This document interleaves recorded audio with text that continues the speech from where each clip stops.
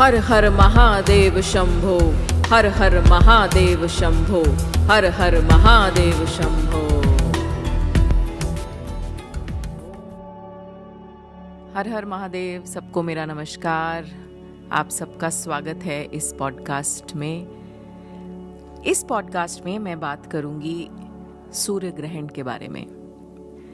29th of मार्च और 30th of मार्च बहुत खास दिन रहने वाले हैं, तो ये वाला पॉडकास्ट केवल इन 2 दिनों के लिए। हम सब जानते हैं कि अभी जो चंद्र ग्रहण गया है होली पर, उसके ठीक 15 दिन बाद सूर्य ग्रहण घटने जा रहा है, जो कि एक भौगोलिक घटना है। 29th of मार्च को एक कॉस्मिक इवेंट मानते हैं हम कि सोलर एक्लिप्स हो रहा है। इस सोलर एक्लिप्स का एसेंस क्या है? क्योंकि हर बार जब कोई एक्लिप्स होता है हम बात करते हैं, बहुत सारे टीवी शोज़ पे अलग अलग टिप्पणियाँ आती हैं, प्रतिक्रियाएं आती हैं। एंड आई थिंक हमने जो बचपन से सुना है सोलर एक्लिप्स का, वो मेन होता है कि सोलर एक्लिप्स में बाहर नहीं जाना है, सूतक लगा हुआ है, एट्सेट्रा एट्सेट्रा। या सोचते हैं कि अच्छा सूतक मान्य नहीं है तो एक्लिप्स का फ़र्क असर नहीं होगा। मैं हर बार बोलती हूँ कि हमारी पृथ्वी का एक ही चंद्रमा है और एक ही सूर्य है, और डिपेंडिंग ऑन कि वो घटना, वो कॉस्मिक इवेंट कैसे घट रही है, कहाँ पर उसका एक्लिप्स का पाथ क्या रहने वाला है, उसके बेसिस पे डिसाइड होता है कि कहाँ पर ये एक्लिप्स दिखेगा। तो जहाँ पर ये एक्लिप्स दिखता है वहाँ सूतक मान्य होता है। जहाँ पर हम कहते हैं कि नहीं दिख रहा तो सूतक मान्य नहीं है, लेकिन इसका मतलब ये नहीं होता कि उसका असर नहीं पड़ेगा।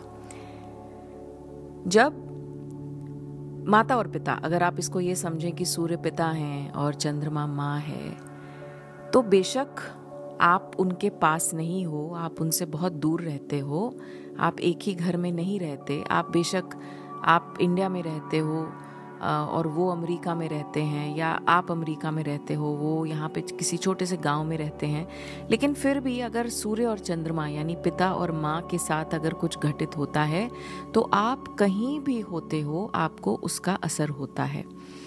Same principle is here, because हम सूर्य को पिता समान मानते हैं और चंद्रमा को माँ समान मानते हैं। सूर्य को हम पोजीशन, गवर्नमेंट, स्पाइन, सोल, इन सब से रिलेट करते हैं, और चंद्रमा को बोलते हैं मनसो जातक। मन और मस्तिष्क के मालिक हैं चंद्रमा। इमोशंस, थॉट्स, इन सबको, फीलिंग्स, इन सबको हाइटन करते हैं चंद्रमा। अब अगर हम बात करें कि ये इस सूर्य ग्रहण का क्या असेंस होने वाला है, तो मैं आपको बता दूं कि इस सूर्य ग्रहण का असेंस है कि ये कुछ बहुत सारी चीज़ें रिजॉल्व करने आया है। आपके जीवन में एक बहुत बड़ा बदलाव लेकर आया है ये वाला सूर्य ग्रहण। ये सूर्य ग्रहण मीन राशि में घट रहा है, यानी कि पाइसेस राशि, which is the hottest topic for the past so many podcasts that it's always about mean राशि, Pisces. So I think Pisces is the most wanted राशि nowadays। और ये ग्रहण भी मीन राशि में घट रहा है और उत्तरा भाद्रपद नक्षत्र में घटने वाला है ये ग्रहण। अब ये मैसेज क्या आने वाला है, पहले टाइम बता देती हूँ और उसके साथ मिली जुली कुछ घटनाएं भी बता दे रही हूँ आपको। भारत के हिसाब से ये ग्रहण 2:21 दोपहर को शुरू होगा और शाम के 6:14 तक रहेगा, यानी 2:21 PM to 6:14 PM according to the Indian Standard Time. Now clearly this will not be visible in India. The path of this eclipse is around Europe, USA, Canada, parts of Russia, Barbados. So that's the path of the eclipse. So clearly it is not going to be visible in India. सूतक मान्य नहीं है, लेकिन मैं फिर बोलूँगी कि जहाँ पर ये विजिबल नहीं होता है वहाँ पर असर होता है, बट वो थोड़ा सा कम हो सकता है, 20% कम हो सकता है। But every individual, every atom gets influenced by an eclipse, whether it is on the moon or it is on the sun. Now the American subcontinent seems to be maximum affected by this eclipse, and of course some European areas, which means, जैसा मैंने आपको पहले बताया था, this is going to trigger off some natural calamities and some political unrest around these areas. US-Canada relationships I have been talking about for the longest time, and they seem to be getting affected now. There will be a lot of layoffs in the tech industry. तो अगर आप tech industry में काम करते हो, IT industry में काम करते हो, तो थोड़ा सा आपके जॉब को खतरा हो सकता है. गवर्नमेंट जो है बहुत सारी पॉलिसीज़ बदलने वाली है, और इस वजह से इकोनॉमी थोड़ी सी अनस्टेबल रहेगी. फ्लड्स का आना, specially in the Himalayan region, अगर हम भारत की बात करें, अनरेस्ट रहेगा थोड़ा सा भारत में.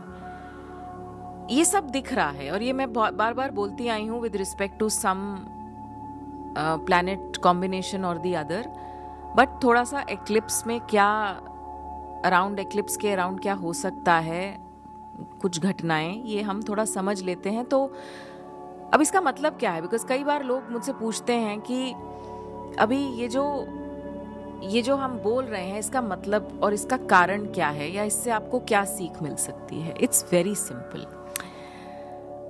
It's like saying that when you visit a doctor, जब आप किसी डॉक्टर के पास जाते हो और डॉक्टर आपका बैठ के डाइट प्लान या आपका दिनचर्या समझता है, पूछता है आप कब उठते हो, रात तक आपका शेड्यूल क्या है बताओ, तो वो डॉक्टर अपने नोट्स बनाता है, और उसके बाद आपका जो दिनचर्या है उसके हिसाब से डॉक्टर आपको बताता है कि देखो, अगर आपने ये कंटिन्यू रखा तो आपको ऐसा हो सकता है. अगर आप समय से नहीं उठना शुरू करोगे तो अब आपकी एज हो रही है, अब आपको ये प्रॉब्लम आ सकती है. अगर आप अपना खाना टाइम से नहीं खाओगे, अगर आप ये बंद नहीं करोगे, अगर आप अल्कोहल बंद नहीं करोगे, तो अब आप उस एज ब्रैकेट में आ रहे हो जहाँ पर आपको लिवर और पैनक्रियास से संबंधित इश्यूज आ सकते हैं. यानी कि the doctor also can study and somewhat interpret and predict that अब आगे जाकर आपको क्या समस्याएं आ सकती हैं. सेम वे जब हम कॉस्मिक एनर्जीज को इंटरप्रेट करते हैं, जब हम देखते हैं कि अब कॉस्मोस में क्या घटित होने जा रहा है, and because here we are talking of energy, here we are talking of the influence of that energy and how we influence the energy up there and how that energy influences us. So we draw a path. So we can tell a path, the probable path. तो जो समझदार लोग होते हैं वो in guidance के हिसाब से अपने डिसीजंस लेते हैं, और जो समझदार लोग नहीं होते हैं वो अक्सर उस गड्ढे में गिर सकते हैं. तो जो एम है आपको कुछ चीज़ों के बारे में बताने का, it is just that you should be prepared and you should take the necessary precautions. सूर्य ग्रहण के आसपास सबसे अच्छा रहता है अगर हम रोज आदित्य हृदय स्तोत्रम रोज सुबह सुनना शुरू कर दें. सूर्य को जल अर्पित करना, हम पुरातन समय से देखते आ रहे हैं कि तांबे के लोटे से, तांबा जो कि सूर्य का मेटल होता है, उससे हमने हमेशा देखा कि सुबह सुबह नहा धोकर जब हम सूर्य उदय के समय सूर्य को जल अर्पित करते हैं तो हमें ऊर्जा मिलती है. अब इसका मतलब ये नहीं है कि आप 12 बजे नून के सूर्य को जल दें. ये जो हम करते हैं, सूर्य नमस्कार करते हैं योग में, या फिर हम सूर्य को जल अर्पित करते हैं, ये राइजिंग सन के समय होता है, जिसको हम कॉस्मिक बाथ का टाइम कहते हैं. जो सूर्य की जो पहली किरणें होती हैं, जो 15 मिनट की पहली जो किरणें होती हैं, उसको जब हम एब्जॉर्ब करते हैं तो वो हमारे शरीर को वज्र का बना देती हैं. अपने पिता के साथ संबंध अच्छे करिए. सूर्य के उपाय करने से कुछ नहीं होगा. अगर आप अपने पिता का रिस्पेक्ट नहीं करते, अगर आप रोज़ सुबह घर से निकलने से पहले आप अपने सूर्य और चंद्रमा, जो पहले आपके माता और पिता हैं, अगर आप उनसे ब्लेसिंग्स नहीं ले रहे, अगर आप उनका चरण स्पर्श करके नहीं जा रहे, अगर उनसे आशीर्वाद नहीं ले रहे, तो आप जितनी मर्जी आदित्य हृदय स्तोत्रम पढ़ लीजिए, आप जितना मर्जी सूर्य को जल चढ़ा लीजिए, आपको इसका फ़ायदा नहीं मिलने वाला. हमारे जो शास्त्र हैं वो इतनी ब्यूटीफुली आर्टिकुलेट किए गए हैं कि उनको आप अपने जीवन से जोड़ सकते हो. जीवन से जोड़ना ही तो प्रैक्टिकलिटी होता है ना। तो सूर्य जो वहाँ पर बैठे हैं, जो इतने करोड़ों किलोमीटर दूर हमसे बैठे हैं, उनके बारे में सोचकर और कोई रेमेडी पूछना, लेकिन आपके जो घर में स्वयं आपके सूर्य हैं, आपके पिता, उनके साथ एक अच्छा संबंध बनाना, उनसे आशीर्वाद लेना, ये तो आपके बस में है। तो आपने देखा होगा कि जो भी लोग होते हैं जो जीवन में बहुत राइज करते हैं, अगर आप हमारे अंबानी जी को ही देख लीजिए, तो हर जगह आप देखेंगे कि धीरूभाई अंबानी जी की फोटो होती है। आज वो शरीर में ना रह के भी इन स्पिरिट हमेशा रिलायंस इंडस्ट्रीज के साथ हैं। आप उनके ऑफिस में हर जगह उनकी फोटो देखते हैं। यानी there is something that we owe to our ancestry, especially the male ancestry, and when we are able to respect them, revere them, तो अपने आप हमें सूर्य के benefits मिलने शुरू हो जाते हैं। and same goes for the mother, चंद्रमा। अब देखिए, अब बात करते हैं, ये तो हो गई बात हमारे सूर्य ग्रहण की। अब बात करते हैं कि 30 तारीख को क्या घटने जा रहा है। The whole world seems to be talking about 30th of March, but let's just see what is happening. Now it is believed that when 3 or more planets, they come together in one house, a very major event is triggered. Okay? Now on 29th of March, Sun, Moon, Mercury, Venus, Saturn and Rahu, these 6 planets are coming together in Pisces. Now, when these 6 planets are coming together in Pisces, it is a very unusual energy pattern. It's not usual. In fact, Saturn and Rahu को तो पिशाच योग भी कहा जाता है. It's not a very auspicious combination. And where is it happening? In Pisces. अगर हम Pisces देखें तो अगर हम 12 जोडियाक मानते हैं, 1 2 3 4 5 6 7 8 9 10 11 12, तो 12th is the last zodiac. It's the last राशि. मोक्ष का भाव है. Something is ending.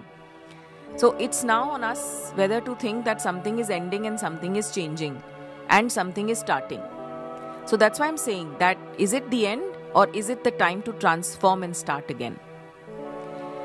This unusual energy pattern is going to bring about some water-based calamities like tsunami and floods. Similar conjunction happened in Guru's राशि which is Sagittarius. अब गुरु की ना 2 राशियां होती हैं, एक होता है धनु और एक होता है मीन, यानी Sagittarius and Pisces. अब last time when Saturn was in Guru's राशि which is धनु, उस समय COVID was triggered. And then COVID went, and then now somewhere Saturn is coming another Guru's Rashi, which is Meen. So certainly I'm not talking of COVID or anything, but I'm talking about something being triggered because Meen is a Rashi of imagination. Meen is water, so it's got a lot of imaginative power to it. It's a very dreamy sign. So this can somewhere intensify the war situation.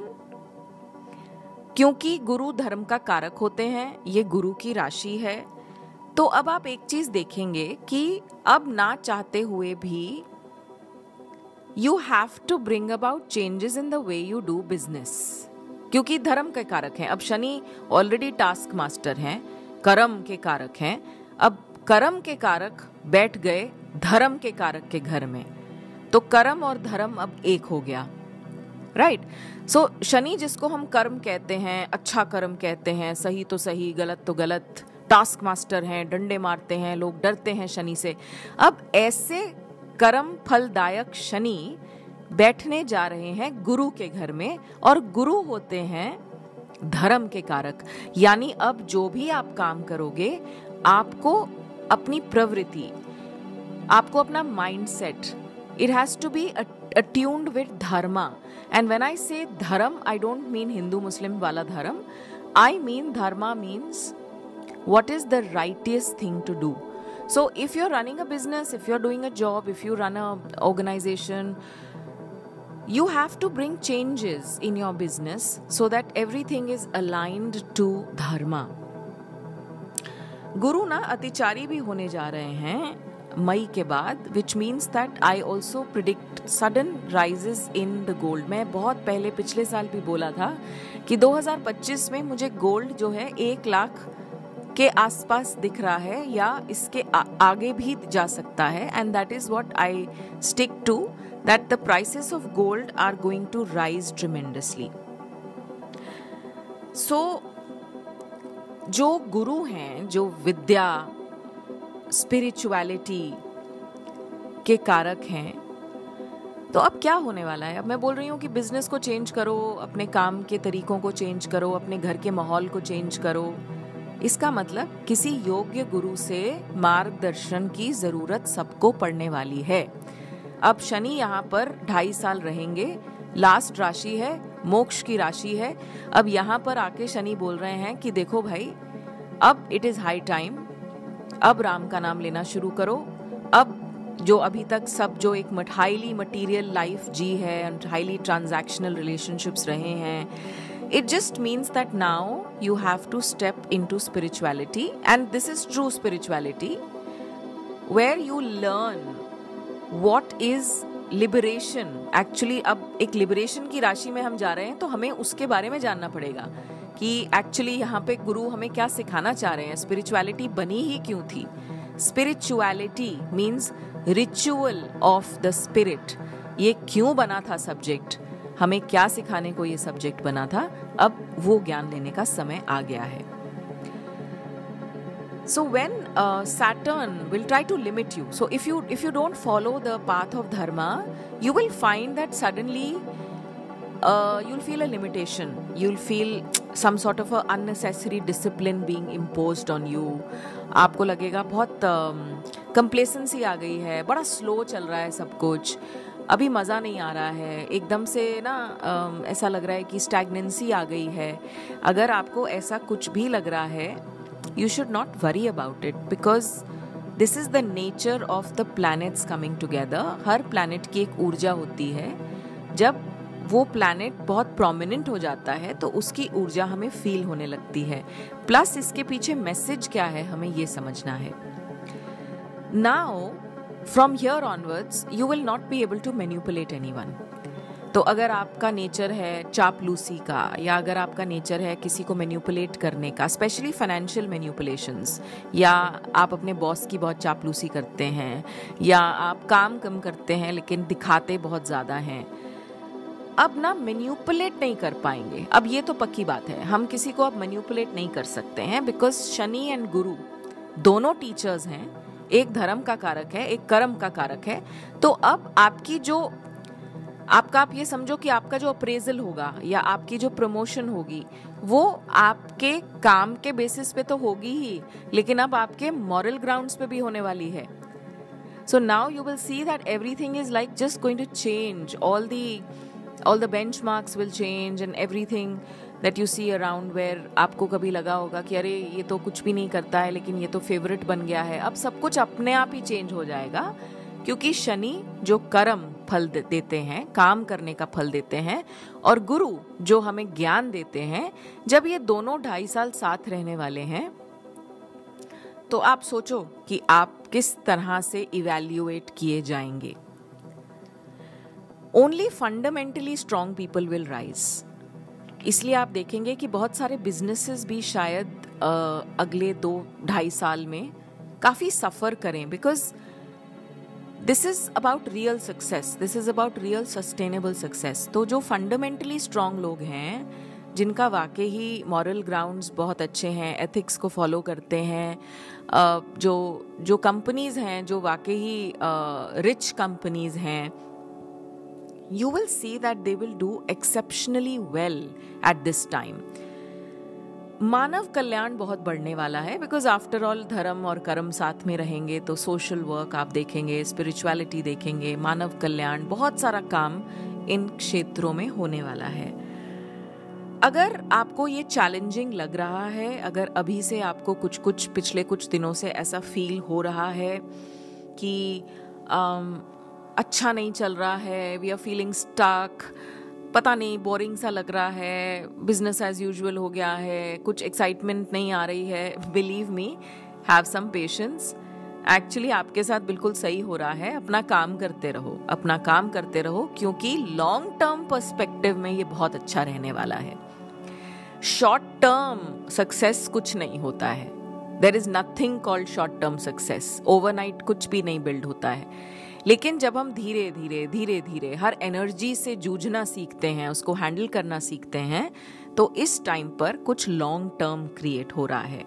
Something beyond materialism is also getting created.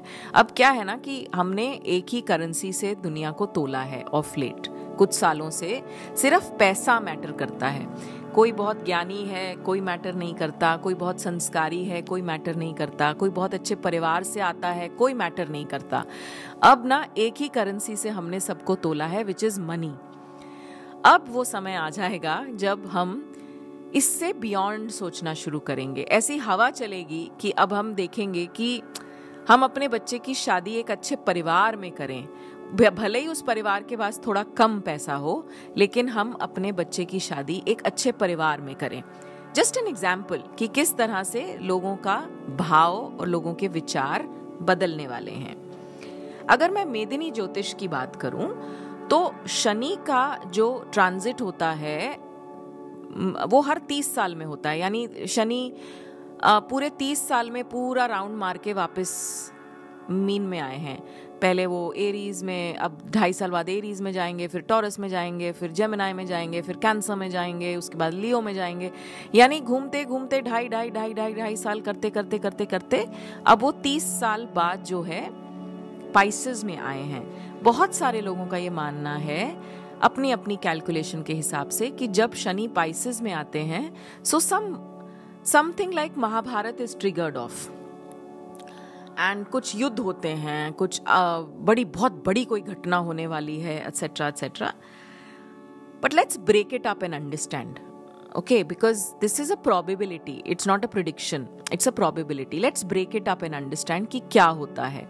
सबसे पहले तो leaders का दिमाग खराब होता है। Leaders अजीब और गरीब डिसीजंस लेने शुरू करते हैं, बहुत इंटेंस डिसीजंस ले लेते हैं अगर वो शनि और गुरु के कॉन्सेप्ट को नहीं समझ पाते। कुछ ऑफिशियल स्टेटमेंट्स ऐसी रिलीज हो सकती हैं जो कि बहुत ज्यादा कंट्रोवर्शियल हो सकती हैं।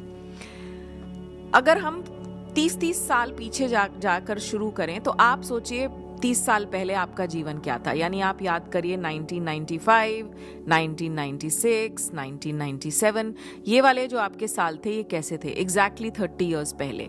तो अगर 1995 में आपका कोई नया काम शुरू हुआ था, या 1995 में आपकी शादी हुई, या आपका बच्चे का बर्थ हुआ, तो now after 30 years when Shani is coming back to the same position, you can expect something new happening in your life, a birth of a new project, birth of some new opportunity, etc etc. और अगर कुछ ऐसी घटना घटी जो अच्छी नहीं थी तो आप थोड़ा सा संभल कर रहिएगा। This is how you assess it personally, right. अब अगर मैं भारत की बात करूं तो मुझे एक चीज ध्यान आती है कि 94, 95, 96 की अगर मैं बात करती हूँ 30 साल पहले की, तो बीजेपी पावर में आई थी फर्स्ट टाइम 13 दिन के लिए। अटल बिहारी वाजपेयी जी की सरकार थी और वो 13 दिन के लिए पावर में आई थी, जिसके बाद उस सरकार को, एक गठबंधन सरकार थी और उनकी सरकार को गिराया गया था। सो अब let's see what happens now, because अब शनि वापस से मीन में आ रहे हैं, तो अब देखते हैं कि अब क्या होता है। लेकिन इतना तो मुझे लग रहा है कि क्योंकि गठबंधन की सरकार है अभी भी, तो कुछ ऐसी पार्टीज हैं जो कि अपना सपोर्ट शायद विड्रॉ कर सकती हैं, ऐसा मुझे लगता है। अगर हम उससे भी पहले जाएं तो 1960, 65, 66, 67, 68 की अगर हम बात करें ना, बिकॉज 2.5 साल का गोचर है ये, तो Martin Luther king junior was assassinated. और आपको याद होगा कि मैंने लास्ट पॉडकास्ट में किसी असैसिनेशन की या किसी मर्डर की या किसी डेथ की बात की थी of a very known political figure और अ लीडर। तो उस समय का भी अगर हम देखें तो उस समय भी शनि जो है मीन राशि में थे जब मार्टिन लूथर किंग जूनियर को असैसिनेट किया गया था। उससे पहले अगर हम जाके देखें, और भी पहले जाएं, अगर हम 1936, 37, 38 की अगर हम बात करें तो हिटलर का टाइम था वो। लेकिन हिटलर की भी चर्चा कभी कभी मैगजीन्स भी कर देती थी, यू नो। तो आप सोचिए, हिटलर जैसा इंसान भी मैगजीन्स में चर्चा में आया था। और ये हमने अभी होता हुआ देख लिया कि वो लोग जो कि नॉन डिजर्विंग होते हैं वो सडनली उनको फेमस कर दिया जाता है। जो आजकल अगर मैं बोलूं कि हिटलर को तब टाइम्स मैगजीन ने फीचर किया था, तो अगर आप आज देखें तो आज भी ये हुआ है। हम सब जानते हैं कि may be a non deserving person was put on that pedestal, जो कि कहीं ना कहीं सोसाइटी को, परिवार को, देश को डिस्ट्रॉय भी कर सकता है ना। सो ये भी हम देखेंगे इस समय कि कुछ ऐसे लोग जो बिल्कुल नॉन डिजर्विंग हैं वो इन्फ्लुएंसर्स बन गए हैं, वो कुछ ऐसा कंटेंट बेच रहे हैं जो हमारे परिवार के लिए खराब है, हमारे समाज के लिए खराब है, and they have no idea you know what they're doing and what they are spreading. So it is pretty much the same thing. So we all should be very careful about this aspect, that now with Shani being in Pisces, are we promoting some non-deserving people, or are we very careful about who we are following? This also somewhere, you know, like if you go back in the history, you'll find some things, you know, like in China in 1938, there was this, we remember we had studied in the history books that Yellow River flood had come in China in 1937 or 38. At that time also Shani was in Meen Rashi, and where I think over 4 lakh people, 5 lakh people had lost their lives. Canada, USA, the honeymoon bridge. I've always been talking about Canada, USA and European countries. The honeymoon bridge broke in 1938, which was actually the connect between Canada and USA. So now this bridge, which is like maybe the trade laws or maybe, you know, some political tension between these two countries can also occur. So if we just go back in the history also, we will see that जब Shani mean में आए हैं तब rain, मतलब पानी से संबंधित बहुत सारी समस्याएं आई हैं. Heavy torrential rains, floods, tsunamis have come in the past. So this is the combination now which is going to happen on 29th, 30th of March, coinciding with the solar eclipse. And Shani and Rahu पिशाच योग जो बोलते हैं वो थोड़ा सा संभल के जीने वाला योग है. Of course, Mercury will move out, Moon will move out in 2.5 days, Mercury will move out, and Venus will also eventually move out. But Saturn is going to be there for 2.5 years. Okay, so let's all understand that now it's time to be karmically correct. अच्छा कर्म और बुरा कर्म इसका कोई definition नहीं होता है. आपके हिसाब से अच्छा कर्म मेरे हिसाब से बुरा हो सकता है, मेरे हिसाब से अच्छा कर्म आपके हिसाब से बुरा हो सकता है. झूठ बोलना, किसी की जान बचाना अच्छा कर्म है, अपने माता पिता को झूठ बोलना बुरा कर्म है. ये लड़ाई अच्छे और बुरे कर्म की नहीं है. ये लड़ाई है कि अगर आपका हर काम, हर कर्म, हर कार्य में अगर धर्म जुड़ा है, यानी righteousness, if every action is done with righteousness, done for higher good, then believe me, these 2.5 years can take you to unbelievable heights.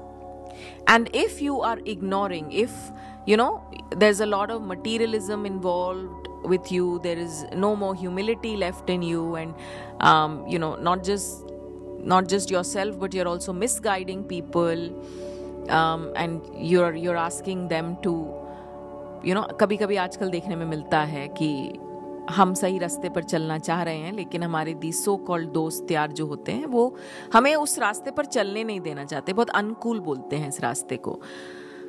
तो मैं सबको यही बोलूँगी कि अपना अपना रास्ता पहचानो. We are all here to fulfil our own purpose. हम सब यहाँ पर अपना निर्धारित कर्म करने आए हैं. The task that is assigned to us, हमारी फैमिली, हमारी सोसाइटी, हमारा परिवार, हमारे नेबर्स, हमारा देश, हमारा विश्व, planet.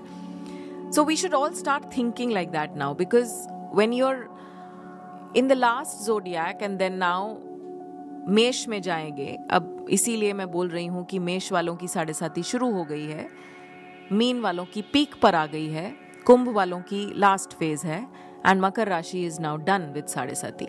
They've had a tough time, but that is what it is, that every zodiac, when they experience the energy of Shani, they are churned for 7.5 years. उनको दूध का दूध पानी का पानी होता है और उनको मानना पड़ता है. आप जितना लेट करोगे मानने में, उतनी आपको दिक्कत आएगी. अब नेक्स्ट पॉडकास्ट में मैं बताऊंगी हमारे नए साल के बारे में, जो कि 30 मार्च को इन सब प्लैनेट के जंजालों के बीच हमारा जो नववर्ष, हिंदू नववर्ष, चैत्र प्रतिपदा, चैत्र नवरात्रि का प्रारंभ होने वाला है.